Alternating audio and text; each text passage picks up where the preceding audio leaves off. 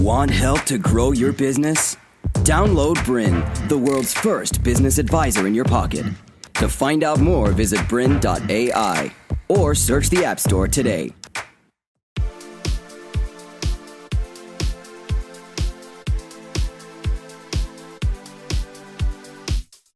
Hello and welcome to The Human Element. My name is Nicole Wales. I'm the founder and managing director of Human Tribe and your host for the Human Element series.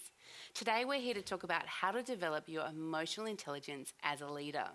Now, if you haven't seen our other episode on emotional intelligence, which is why it pays to have emotionally intelligent people in your business, I strongly suggest that you catch that episode before watching this one.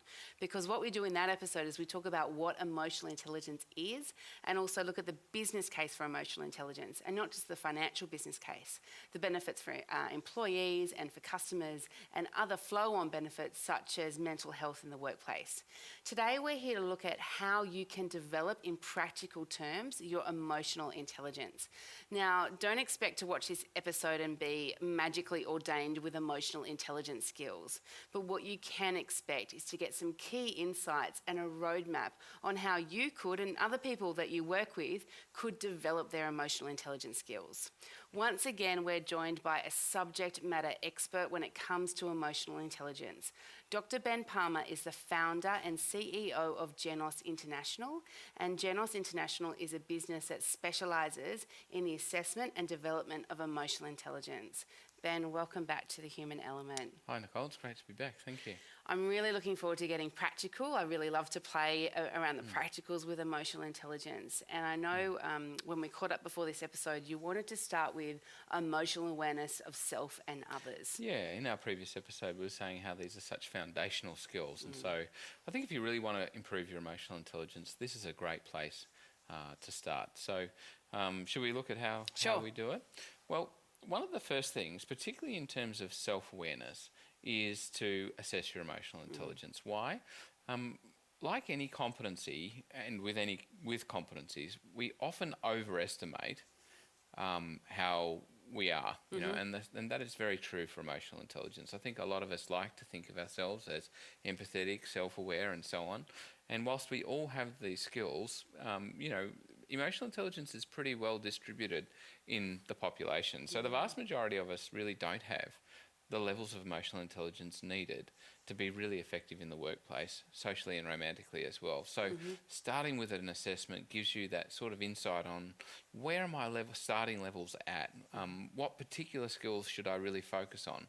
What sort of behaviours associated with emotional intelligence do I really need to demonstrate more effectively in the workplace? So I strongly recommend an assessment. It's often a very scary thing to do for a lot of people, you know, to get some feedback from your colleagues on how well you demonstrate emotionally intelligent leadership or emotional intelligent workplace behaviour. I mean, you know, that's a pretty brave thing to do, but it's a mirror that, while sometimes confronting, is a very powerful one to look at. Absolutely. And so you mentioned that this is a 360-degree assessment that you do recommend. So there's, I'm obviously familiar with your tools, but for the benefit of our audience, they do a self-assessment and they also get feedback from other people that they work with. Yeah. So if you are a leader in business, you might have some of your peers rate you. You might have some of your direct reports. If you have a boss, you get your boss to rate you. If you're more of an individual contributor in the workplace, you might just have some colleagues or your boss rate your emotional intelligence. I think the most important thing is to get feedback from, you know, 4 to 6 people that know you well, that you have frequent work-related contact with, and that are going to be objective in terms of giving you some feedback on your emotional intelligence. And of course, assessments don't ask the question, you know, is this person emotionally intelligent or not? What they present to your colleagues is a series of emotionally intelligent workplace behaviour, and they ask, you know, how often and how well is this kind of behaviour demonstrated by this person that you've been asked to give some feedback on. And Ben, can I ask you, I know what often happens with our clients, 2 things generally tend to happen. More often than not, people overrate themselves compared to their raters. Sometimes a smaller percentage seem to underrate themselves. Is my experience in line with what you see with a lot more assessments? We do thousands of assessments every year, and there are some people who overrate.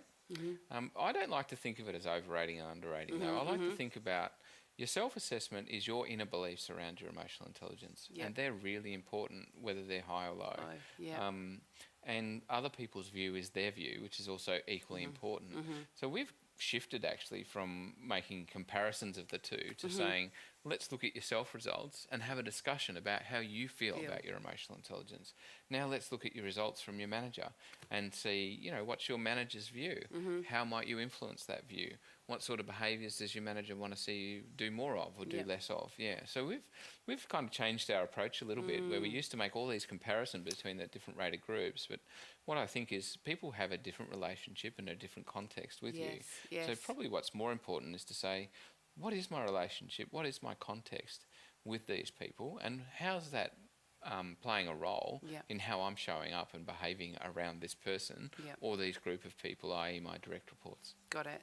And I know this episode is all about how to develop your emotional intelligence as a leader, but do you think, if you wanted to look more broadly within the organisation, so it could be salespeople or customer service people or supervisors, is assessing, still the first step, do you think? I think assessment is the first step. You've got to introduce the concept, get people understanding about why for the assessment, but it is a really important first step, definitely.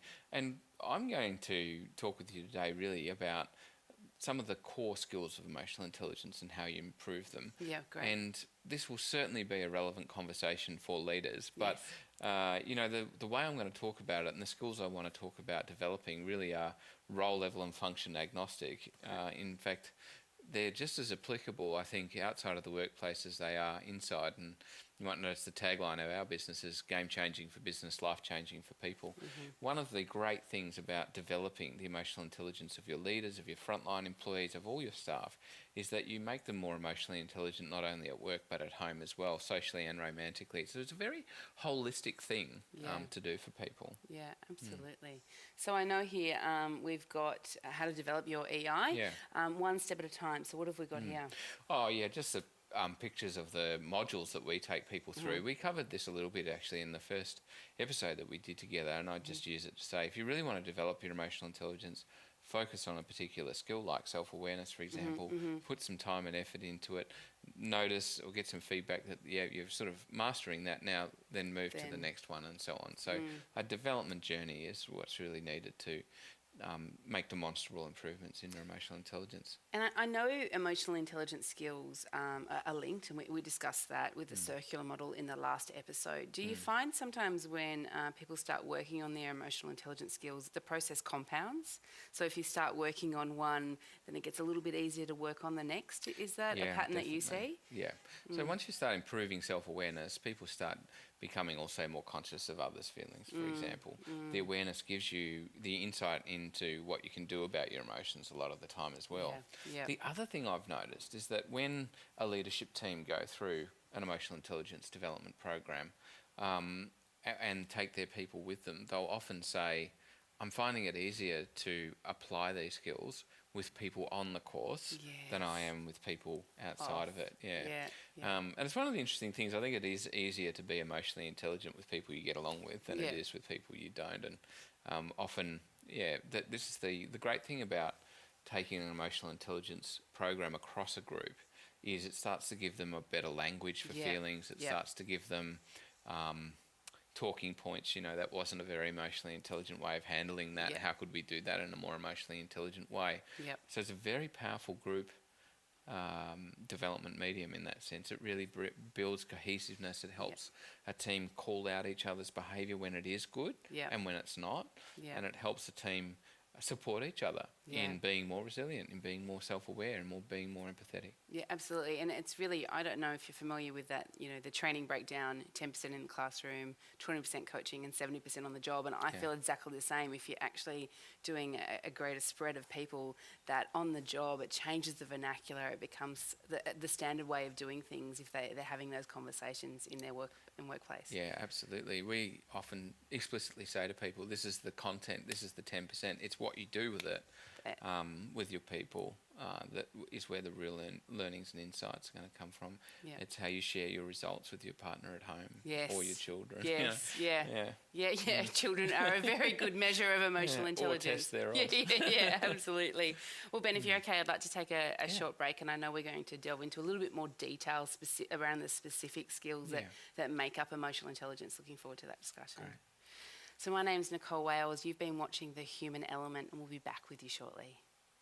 Hello and welcome back to The Human Element. Today we're here talking about how to develop your emotional intelligence as a leader. So Ben, we were talking about, before the break, we were talking about emotional awareness of self and others. Yeah, and talking about how using an assessment is really a great starting point for particularly developing self-awareness. And I want to dig in now and look at some other practical things that we can develop these core skills. So in our first episode, To continue enjoying this presentation, download Bryn, the world's first business advisor in your pocket. To find out more, visit bryn.ai or search the App Store today.